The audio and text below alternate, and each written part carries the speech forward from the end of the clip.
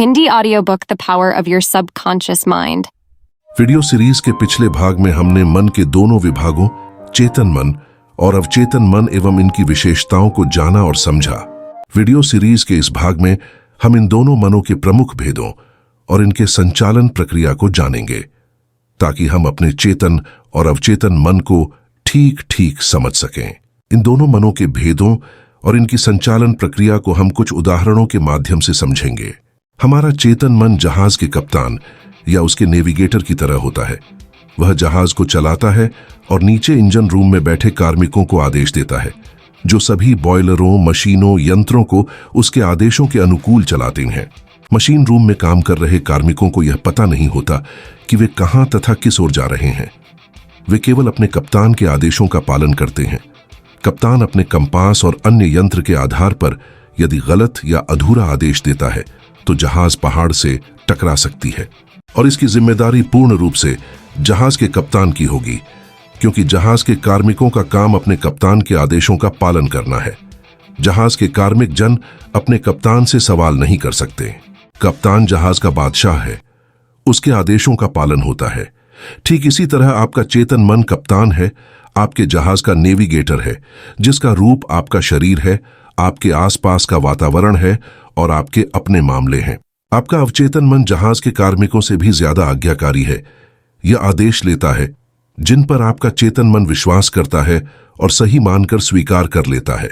जब आप खुद से यह बार बार कहते हैं, मैं यह नहीं कर सकता, मेरे बस में नहीं है, तब आपका अवचेतन मन आपके शब्दों को स्वीकार कर लेता है और ऐसी स्थिति पैदा कर देता है कि आप अपनी चाहत की वस्तु या जो आप चाहते हैं वह काम नहीं कर पाएंगे। जब तक आप खुद से यह कहते रहोगे, मैं यह कार नहीं खरीद सकता, यूरोप की यात्रा नहीं कर सकता, यह घर नहीं खरीद सकता, यह सूट, यह पतलून नहीं खरीद सकता, तब तक यह जान लो कि आपका अवचेतन मन आपके नकारात्मक आदेशों का पालन करता रहेगा और आप जीवन भर अभावों में जीते रहेंगे। पिछले साल क्रिसमस से पूर्व यूनिवर्सिटी की एक सुंदर छात्रा ने एक स्टोर विंडो में एक कीमती सफारी बैग देखा था। वह क्रिसमस पर अपने घर न्यूयॉर्क जाने वाली थी।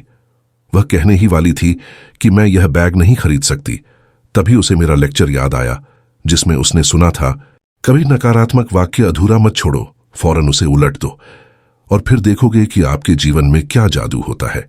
उसने कहा, यह बैग मेरा है, यह बिक रहा है, मैं मन से इसे स्वीकार करती हूं और मेरा अवचेतन मन देखेगा कि यह मुझे मिलता है। उसी शाम क्रिसमस से पूर्व की संध्या में उसे उसके मंगेतर ने ठीक वैसा ही बैग उपहार के रूप में दिया जिसे उसने सुबह 10 बजे अपने मन की आंखों से देखा था। उसने अपने मन को आशापूर्ण भावनाओं से भर दिया और उसे भीतर के मन को सौंप दिया, जो काम को पूरा करने में सिद्धहस्त है। उस युवती ने, जो साउथ कैलिफोर्निया यूनिवर्सिटी की छात्रा है, मुझे बताया, मेरे पास उस बैग को खरीदने के लिए पैसे नहीं थे, लेकिन अब मुझे पता चल गया है कि पैसा और वह सब कुछ कहाँ है जिसकी मुझे जरूरत है, और वह सब कुछ उस अनंत भंडार में है जो मेरे पास है। एक और उदाहरण लेते हैं। जब आप खुद से कहते हैं कि मुझे मशरूम पसंद नहीं है और वह अवसर आता है, जब आपको सलाद या सॉसेज में मशरूम परोसा जाता है और आपका पेट गड़बड़ हो जाता है, ऐसा क्यों हुआ? ऐसा इसलिए हुआ क्योंकि आपका अवचेतन मन आपसे यानी आपके चेतन मन से कहता है, गुरु को मशरूम पसंद नहीं है। यह आपके चेतन मन और अवचेतन मन का दिलचस्प उदाहरण है। एक महिला कहती है, मैं रात को कॉफी पी लेती हूं तो मेरी नींद रात में 3 बजे खुल जाती है। ऐसा क्यों हुआ?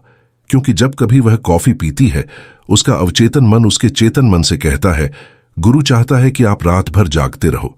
आपका अवचेतन मन दिन व रात 24 घंटे काम करता है और आपके लिए आपके फायदे के कामों में लगा रहता है। आपकी रोजमर्रा की आदतों के परिणाम आपकी गोद में डालता रहता है।